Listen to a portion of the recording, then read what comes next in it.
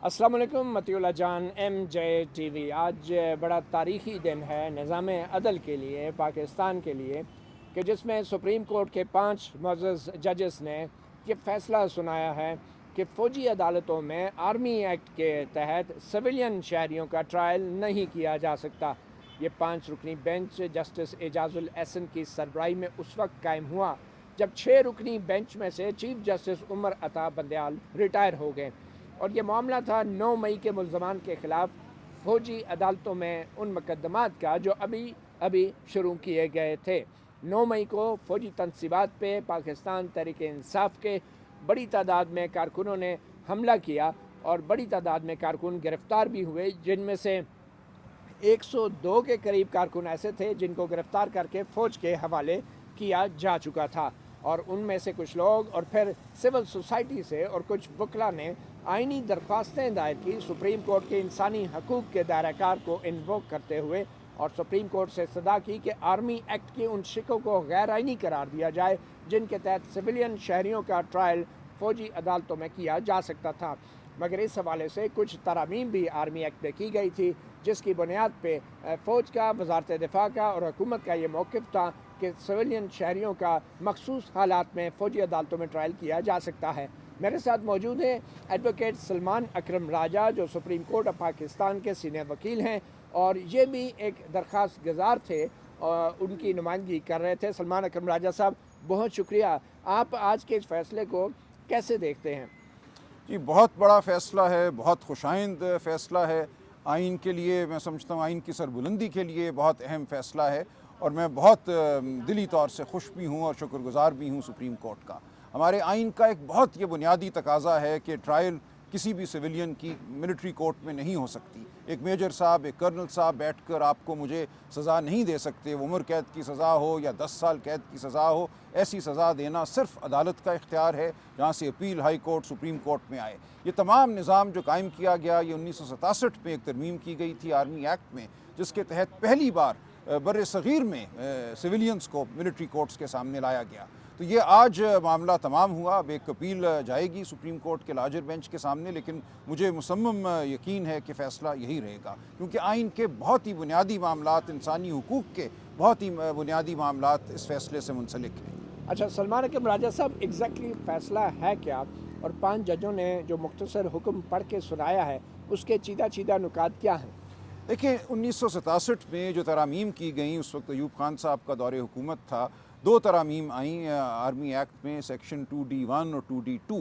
इनके तहत ये कहा गया कि अगर कोई सिविलियन किसी फ़ौजी अफसर को उसके काम से वरगलाता है, उसको कोई तरगीब देता है कुछ और करने की, तो उसकी ट्रायल जो है वो मिलिट्री कोर्ट में हो सकती है।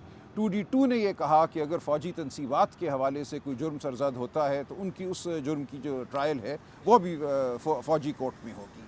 हमने ये इस्तदा की कि हमारा जो आइन है, आइन पाकिस्तान 1973 का, उसमें आर्टिकल 175(3) है, 175(3), उसकी शिक मिलाकर जब हम पढ़ते हैं उसको, बुनियादी हुकूक़ का जो चैप्टर है, आइन का आर्टिकल 9 जो एक ज़िंदगी का हक़ देता है, आइन का आर्टिकल 10A जो ड्यू प्रोसेस का, फेयर ट्रायल का हक़ देता है। तो ये इस नौइयत की ट्रायल, जहाँ एक कर्नल साहब, एक मेजर साहब बैठकर फ़ैसला करें, जो ख़ुद एक मातहत अफसर हैं, और अपील जो है वो आर्मी के अंदर ही अफसरान बाला को जाए, ये कोई ट्रायल नहीं है, ये कोई मुकदमा नहीं है, ये कोई अदालत नहीं है। लिहाजा आज हमारी ये बात मानी गई। 1967 की तरामीम जो हैं उनको आज 2023 में कलअदम करार दिया गया।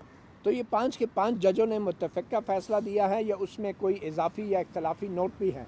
जी, 4 जज साहिबान ने ये कहा कि ये शिकें कलअदम हैं। एक जज साहब ने कहा कि वो भी अपना फ़ैसला रिज़र्व रखते हैं, वो मज़ीद गौर करना चाहते हैं। लेकिन जो दूसरा हिस्सा है आज के फ़ैसले का, कि 9 मई के हवाले से जिन लोगों को गिरफ़्तार किया गया है, उस पर 5 जज साहिबान ने कहा कि उनकी ट्रायल मिलिट्री कोर्ट में नहीं चल सकती। तो उनकी ट्रायल अब कहाँ चलेगी? आम अदालतों में, जहाँ भी जो भी अदालत बनेगी, वो सेशन कोर्ट हो, वो इंसदाद दहशतगर्दी की अदालत हो, जो भी जुर्म की नौइयत है उसके हवाले से जो आम हमारी अदालतें हैं, सिविल अदालतें हैं, उनमें अब यह मामला चलेगा। तो आम ज़ुबान में हम ये कह सकते हैं कि अब कोई भी सिविलियन शहरी अगर फ़ौजी तनसीबात पे हमला करता है तो उन पे जो है वो सिविलियन अदालतों में ही मुकदमा चलेगा जी और फ़ौजी एहलकार और अफसर उस हवाले से कुछ नहीं कर सकते? जी वो गिरफ़्तार कर सकते हैं, वो अपना दिफ़ा कर सकते हैं, लेकिन मुकदमा बहरहाल आईन पाकिस्तान के तहत आइन के तहत कायमशुदा अदालतों में चलेगा। यही कुछ भारत में होता है, यही कुछ बांग्लादेश में होता है, यही कुछ बरतानिया में होता है, यही कुछ अमेरिका में होता है। दुनिया के तमाम ममालिक में यही आइनी एक उसूल जो है वो कार फरमा है। ये हमने एक अनोखी रवायत डाली थी कि सिविलियंस को आप मेजर साहिबान और कर्नल साहिबान के सामने पेश कर दें सज़ा के लिए। अब ये बताएं कि इससे पहले भी फ़ौजी अदालतों में सिविलियन को सज़ाएँ सुनाई गई और सज़ाए मौत भी दी गई और 1967 के बाद से ये सिलसिला जारी था। तो अब जिन सिविलियंस को सज़ाएँ सुनाई गई हैं फ़ौजी अदालतों के ज़रिए और उनकी अपीलें सुप्रीम कोर्ट में भी पेंडिंग हैं, बहुत सारी अपीलें हाई कोर्टों में भी पेंडिंग हैं और बहुत सारे सिविलियंस के मुकदमात फ़ौजी अदालतों के सामने अभी भी पेंडिंग हैं। तो इन तमाम मुकदमात और फैसलों का क्या होगा? इन तमाम को ख़त्म हो जाना चाहिए, सज़ाएँ कलअदम करार दी जानी चाहिए, माँ सवाए उन सज़ाओं के जो एक 4 साल के अरसे में दी गई। 2015 से लेकर 2019 तक हमारे आइन में एक तरमीम की गई थी, 21वीं तरमीम और फिर 23वीं तरमीम। उसके तहत 4 साल के लिए गुंजाइश पैदा की गई थी सिविलियंस की मिलिट्री अदालतों के सामने ट्रायल की। जो तो लोग उस आइनी तरमीम की जद में आते हैं उनकी तो ट्रायल ठीक है, 2019 के तकरीबन आखिर तक वो चली ट्रायलें, वो ठीक था क्योंकि आइनी तहफ़्फ़ुज़ हासिल था। लेकिन इस 4 साला दौर से पहले और इस 4 साला दौर के बाद जो मुकदमात चले, जो सज़ाएँ हुई, मेरी नज़र में वो कलअदम हैं। मगर सलमान राजा साहब, एक तरफ कहा जाता है कि आइन के आर्टिकल 8 के तहत कोई ऐसा कानून बनाया ही नहीं जा सकता कि जो इंसानी हकूक़ के बरखिलाफ़ हो। तो फिर ये जो आइन की तरमीम थी, ये कैसे सुप्रीम कोर्ट ने इसको तस्लीम कर लिया?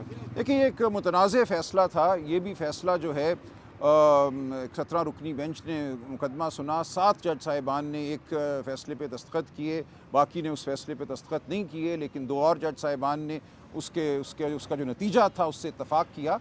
और दिलचस्प बात यह है काज़ी फ़ाइज़ ईसा साहब ने जो उस वक्त जज थे, उन्होंने इन आइनी तरामीम को भी गैर आइनी करार दिया था और कहा था कि इस 4 साल के या 2 साल के अरसे के लिए भी आप किसी सिविलियन को मिलिट्री कोर्ट के सामने पेश नहीं कर सकते। तो उनका मौक़िफ़ उस वक्त भी वाज़ेह था और मैं समझता हूँ आज भी जो मौक़िफ़ सामने आया है आज के फ़ैसले के नतीजे में, ये उसी मौक़िफ़ की तायीद है।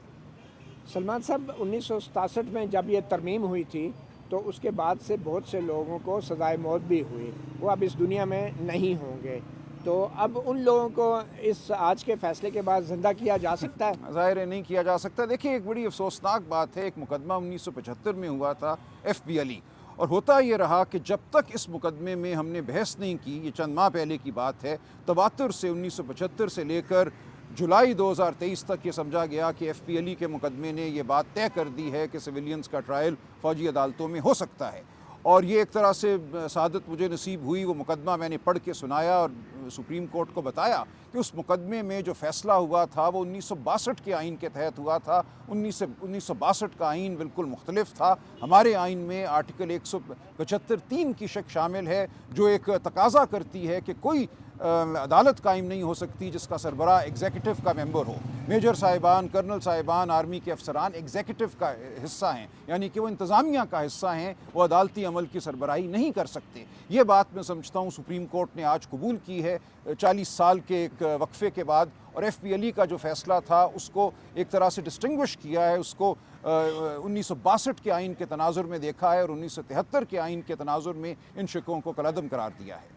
अच्छा सलमान अकरम राजा साहब, आप पे एक तनकीद ये भी होती है कि आप और आप जैसे जो दरख्वास्त गुज़ार हैं, जो कभी मुफादे आमा में आते हैं, कभी मुतासरा फ़रीक के वकील बन के सामने आते हैं, ये सिर्फ़ और सिर्फ इमरान खान की मोहब्बत में सुप्रीम कोर्ट में आ गए और 1967 के बाद से आज तक आप जैसे वकला और सिविल सोसाइटी के लोग खामोश तमाशाई बने रहे और लोग फांसियों पे झूलते रहे। तो आज अचानक जो है 9 मई के बाद आप लोगों को कैसे ख्याल आया कि आइन के अंदर इसकी गुंजाइश नहीं है और कानून के तहत सिविलियन शहरियों का फ़ौजी अदालतों में ट्रायल नहीं हो सकता? देखिए मेरे हवाले से तो मतीउल्लाह आप ये नहीं कह सकते, मुझे आप 20-30 साल से जानते हैं, खा वो फ़ॉरेन करेंसी का मामला हो 1998 में, वो असगर ख़ान केस हो, वो डॉक्टर मुबशर का NRO केस हो, मैं हमेशा जो मामला मुझे समझ आया है आइनी नौयत का मुफाद आमा में मैं सामने आया हूँ। ये इत्तफ़ाक़ की बात है कि इससे पहले कोई मेरे पास आया नहीं फ़ौजी अदालतों का मुकदमा लेकर। इस दफ़ा जब लोग मेरे पास आए, मैंने मुतालिया किया, कानून को देखा, FP अली के केस को बहुत